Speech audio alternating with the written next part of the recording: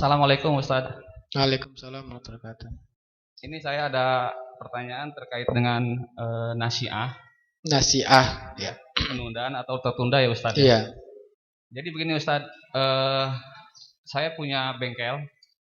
Dari bengkel itu saya menghasilkan bubuk besi sisa dari proses.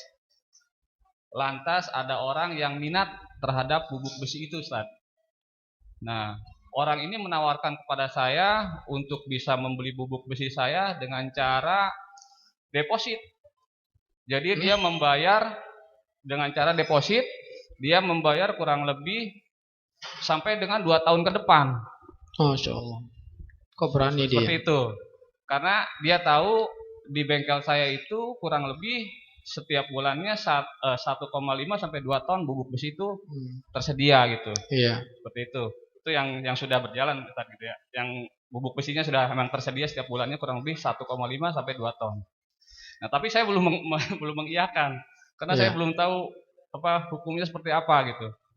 Nah, qadarullah alhamdulillah di majelis ini saya ingin menanyakan, boleh nggak Ustaz harganya transaksi jual belinya seperti itu. Jadi dia mendepositkan sejumlah uang dengan harga yang kita sepakati, per kilonya itu seberapa, dan nanti depositnya itu dikurangi setiap bulan ketika dia pengambilan bubuk besi tersebut gitu.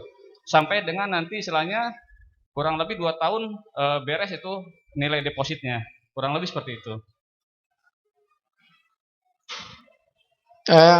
Harganya per kilonya sama dengan lebih murah atau lebih harganya kalau standar?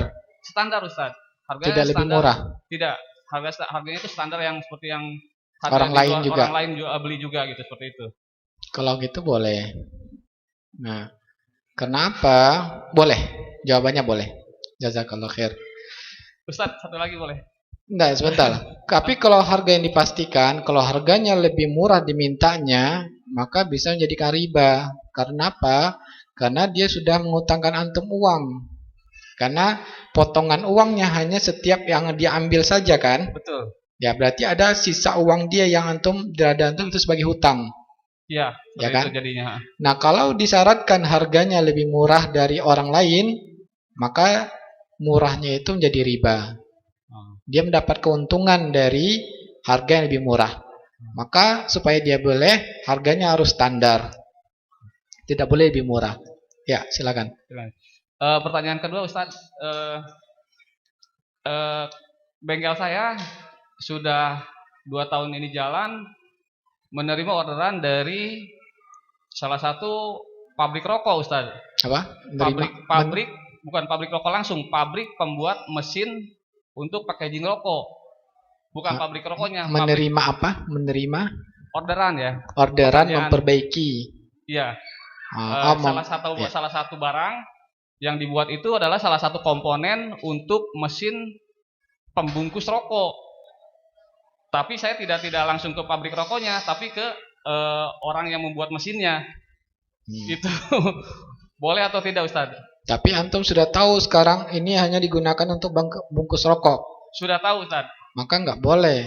Dosanya kena tolong menolong dalam maksiat. Ya. Kalau antum tidak tahu boleh.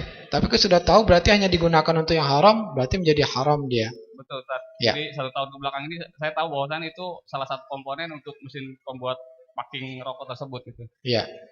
Maka tidak boleh, haram hukumnya. Terima kasih Ustaz. Ya, jazakallah khair. Karena sama seperti menjual senjata. Menjual pisau atau pedang atau senjata hukum asalnya boleh.